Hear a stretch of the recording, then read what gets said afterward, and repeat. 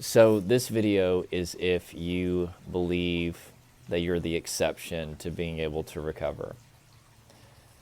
I see this fear all the time, and it was the number one fear that I struggled with whenever I was going through severe anxiety and panic and depersonalization, realization, existential OCD, health anxiety, depression, and a number of other symptoms. It feels real. Like, I know from personal experience that that fear that I was the exception and that my brain was broken and that I was too far gone, it was so thick you could cut it with a knife. Nobody could have convinced me that I wasn't the exception to being able to heal. And in fact, this girl just signed up to work with me earlier today. And right before she said yes to work with me, she said, there's only one thing that I just want to ask you about. She said, I feel like I'm too far gone. She's dealing with existential OCD, which we're just going to completely knock out. DPDR, which we're just going to completely get rid of. It's going to be awesome. But she said, Jordan, I feel like I'm too far gone. Like, my symptoms are too severe to recover. And I told her, this is not your fear. This is not your thought. You think that that's specific to you, but it's not. This is an appropriate fear when you're in a severe state of fight, flight, freeze response. I rarely, pretty much never, although there are some exceptions, but I rarely get people that get on a phone call with me to work with me and are like, you know what, Jordan? I'm just really confident that I can beat this. I just have no doubts in my mind. No. People are like, I've tried everything. Nothing has worked. I believe that what you're teaching is different. I've seen the video testimonials, and there's something about the way you speak. You know, I can tell you know what you're talking about, but my mind is just telling me that it's not going to work. And I even have some people that will literally avoid working with me for years because in their mind they say, well, if Jordan is really good at what he does, let's say that he's the best out there for these symptoms, if I work with him and it doesn't work, well, then that means that I will have tried the best that's out there, which will mean that I'm screwed. I've heard that quite a bit too. I'll get a call from somebody and I'll be like, how long you been following me for? And they'll be like, oh, 4 years. And I'm like, okay, well, that's cool, but why did it take you so long to get on a call? And they'll be like, well, because I was avoiding it, because I was terrified that if I work with you and it doesn't work, then it's over. So people are going to have to take a leap of faith because your mind is going to be telling you that you're the exception. But that's normal. Some of the most profound recovery stories that I've ever been able to be a part of were people that were so convinced that they were the exception, it would blow your mind. There's one video recovery interview. I forget what her name is, but she ended up becoming a real estate agent and several other amazing things. And I think she's been now recovered for going on 3 years. I need to get with her because she reaches out a couple times a year and is like, hey, Jordan, I'm still doing good. But go watch that interview. I think it says real estate agent in the thumbnail image or in the title or something. But anyway, it's the one where there's like a plant hanging down, I remember, on the screen because I thought it was funny. But she would have really high highs, and she would be like, Jordan, oh my gosh, I'm getting my life back. She was dealing with existential OCD and DPDR too, and maybe some panic attacks. But anyway, she'd message me, Jordan, oh my gosh, my life's back to normal. I beat this. I'm so thankful for you. And then 3 days later, she would be like, Jordan, it's hopeless. I won't be able to beat this. It's like I'm never going to be able to have more than breaks. It's over. Thank you for your help, but I don't think I can beat this. I mean, if I remember correctly, it's been a number of years ago, but I put a lot into her, so I remember her situation. That probably happened like 5 to 7 times where she was just so convinced that she wasn't going to beat this. Not only did she beat this, but she went on to get a real estate license, and she's a very successful realtor. She actually sent me her website where she lists houses and things, and her and her husband are doing amazing. And yeah, she literally was just on the couch, obsessed over existence and experiencing DPDR all day, to now she's been recovered for 3+ years and is a very successful realtor. And she wasn't even working, I believe. Yeah, because I ended up encouraging her to get a job waiting tables, because she said that's one thing that she had experience with, and she did that, and she did everything that I told her to do. And if I remember correctly, she couldn't even look at the sky without it being super triggering for her existential symptoms and DPDR.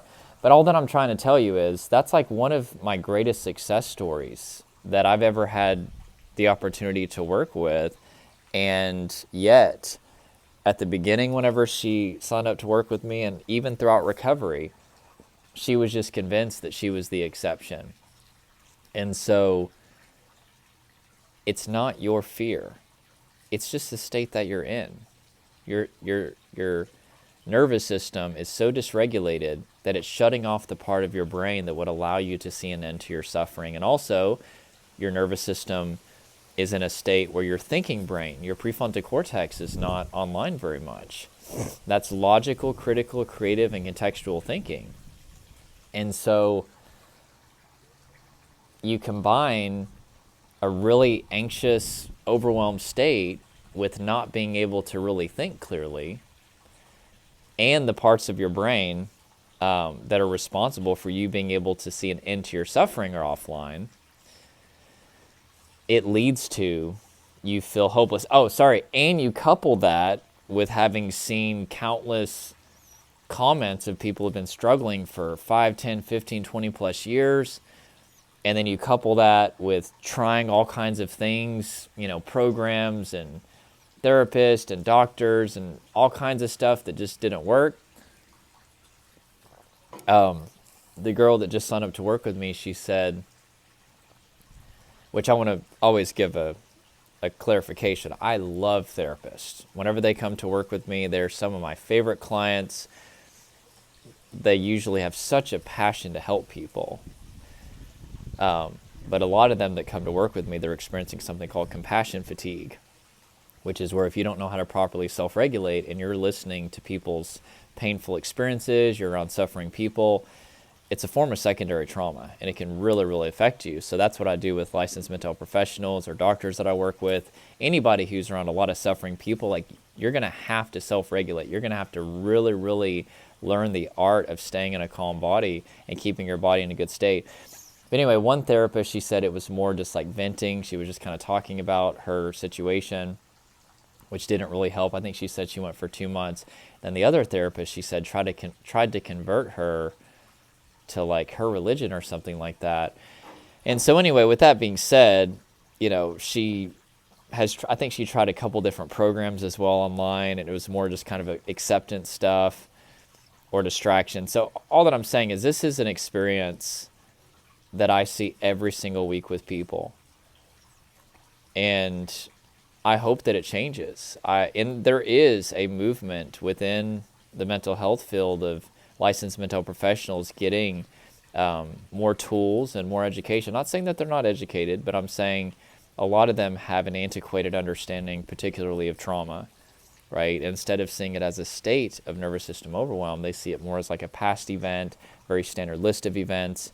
And with depersonalization, neuralization particularly, they are due to trauma, which is a state of overwhelm in the nervous system. DPDR are trauma coping mechanisms.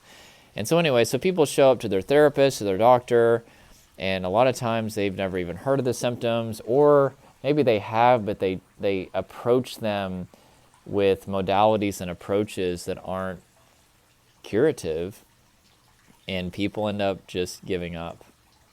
They just feel hopeless, because if these are the people that are supposed to be able to help me, and they can't help me, and everything else that I've tried hasn't worked, well, then what are the odds that I can actually beat this? But again, complexity bias would tell us that a complex problem requires a complex solution.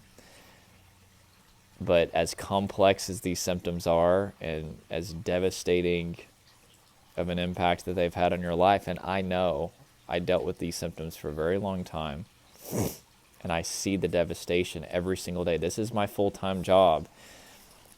I'm a very private person, so some people, they don't really understand kind of even what I do, or, not only is this my full-time job, but, I've got a team that helps me, and I've been in the trenches of helping people with anxiety and DPDR for 6 years now. And I've got a really good work-life balance now, but I spent many night working into the night, day and night, just to keep this thing going and help people get this transformation. But I will tell you, after all the training that I've been through with some of the top, traumatologists in the world, and all the books that I've read, and then just working with people, you want to know what I've discovered? The solution is a lot more simple than you would ever imagine. It's safety. Not objective safety necessarily, although that's a prerequisite. Every now and then we do get somebody that is under physical danger, but 99% of the time, they're physically safe, but their brain is perceiving threat. Perceiving threat, meaning that there is no threat, but they're experiencing sensory data that is similar to painful past experiences, and it's confusing their nervous system and making it believe that there's a threat. And so your body starts to go into fight, flight, freeze response in the present. And so the way to cure this is we don't just need to do a random list of positive activities. We need to specifically do things that communicate safety to the nervous system. And I'll just tell you what they are. Now, the first one obviously requires a lot of, time, building relationship, but it's co-regulation. That's actually up to 45% of healing anxiety and trauma, according to a lot of major studies. It's this understanding that humans heal humans. Nothing will help you calm down faster than another human that understands you. And I hope that is me. I hope that I get to work with you. But regardless of whether it's me or not, you need somebody that can validate your experiences, that can build a secure attachment relationship with you, and build hope in you. Okay? It's like we're so focused on methodology. And I'm going to get to that in a second. But methodology is only about 15% of healing, according to some studies. And so you think you're missing the right method. What you're mainly missing is the right mentor. And that's not some passive pitch to work with me. I don't care if you work with me. I hope that we get to work together, and I will be able to help you, assuming that, ask some questions. I got to verify what you're dealing with. I mean, I should say I can't help everybody, but if you are dealing with the symptoms that I help with, you're hardworking, then we'll do what we can to make it work. But what I'm saying is, regardless of whether it's me or somebody else, you need somebody that understands you. You need somebody who knows what you're dealing with and can create hope in you and really connect with you. Like me having been through the symptoms, like whenever I tell people that there's hope and, oh yeah, I remember what that was like, and I explain it to them, I'm telling you, that does more than any relaxation technique or lifestyle adjustment. Those things are important, don't get me wrong. But the main reason why I have such a high success rate is because I understand what people are going through. And humans heal humans, right? The second thing, self-regulation. This is where you directly start to calm your body. You start to face your emotions and not suppress them. You start to relax your body, release adrenaline from your body. Super duper important. The third thing is exposure, which, it depends on, the client that I work with. Some people never avoided anything, but, there's a number of people that they start avoiding life. And whenever you run from your sensory triggers, your brain assumes that those triggers are a lion trying to eat you. And that can be one thing that can keep your nervous system really, really on guard and stuck in fight, flight, freeze, is that you're avoiding so much. So you need to live your life as normal. You need to face your sensory triggers while doing self-regulation skills. But the fourth thing is something called cognitive restructuring. And this is really where education comes in. Once you get a 21st century understanding of what's going on in your nervous system, it does two things. It helps strip away fear of the symptoms because you understand, oh, okay, that's why I have that symptom. That's my body trying to help me, not hurt me. Oh, okay, I'm not going crazy. That's just what happens when I'm in fight, flight, freeze. It strips away fear of the symptoms, but then also, which resistance can keep your nervous system really revved up too, but it also changes your story. Every single one of us is telling ourselves a story subconsciously, and this will be for the rest of your life. The question is, what is that story? And whenever you have symptoms and you've got a history of not being able to overcome them, the story is, I had such a wonderful life until these symptoms showed up. And now here I am struggling. Everybody else is enjoying their life, moving on, experiencing life's precious moments, and here I am stuck. And, will I ever be able to get out of this? Probably not. That story is part of what's keeping you stuck too. And when you get the right information, you start to realize how normal, appropriate, and safe your symptoms are for the state that you're in. And so you can start to change your story that you're telling yourself to one of hope. Hey, you know what? Maybe I can heal. Maybe I'm not a weak person. Maybe I'm not a bad person. Maybe I'm a good person with a painful history. That's why we've got to stop asking people what's wrong with you and start asking people what happened to you. The people that I work with are just like me in the sense of they have a very painful history and their nervous system started to adapt because they were either in a nervous system war zone where they couldn't self-regulate even if they wanted to, or they were in a relatively safe environment, but they didn't know how to calm themselves. And whenever you don't self-regulate and calm yourself and you're going through a lot of painful experiences and your brain is forming sensory triggers that start deploying fight, flight, freeze, it's just going to build up. It's like a snowball effect. And usually by the time that DPDR and trauma symptoms hit, you've probably been stressed out for a long time, even if you weren't even aware of it. There's a lot of buildup that can happen subconsciously. And so that's why the symptoms suddenly are there for months or years. They appear to be random, but they're not random at all.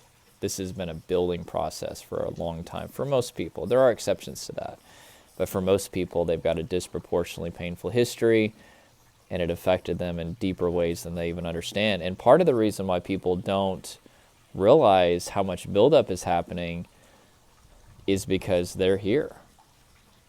They're dissociated, which means to separate. They're dissociated from their body, particularly interoception, which is the experience of the embodied self. Once they start to have all kinds of sensory triggers that create at least fight or flight response in the body, what we call anxiety, if they don't know how to directly calm the body, then they want to feel better, so they start to live up here. They start to live in their head all day.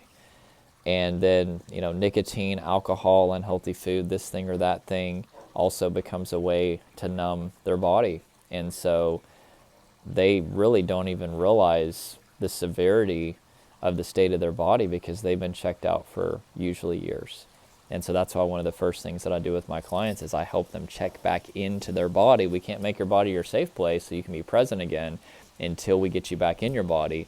But once we get you back in, then we need to befriend the body and release the buildup from the body in the presence of a safe person that can build hope and a secure attachment relationship, because humans still humans. And get them the right information and have them face life and not avoid it. Those are the four primary components that produce results for people. And it's already been proven. There are many meta-analyses that have shown that these things are effective. And so it works, but there is hope. That's what I want to say. It doesn't matter what your brain is telling you. Your body has an innate capacity to heal if there are enough activities of safety that are done. Okay? That is it. I hope you have a wonderful day. What a beautiful day this is. Let me show you. It's a nice, beautiful, see the trees. Oh, it's kind of blurry, but anyway, there we go. Beautiful day. Hope you guys have an awesome day, and smash like if this helped you, and comment something below. Subscribe if you're not part of this channel, and I hope you guys have an amazing day.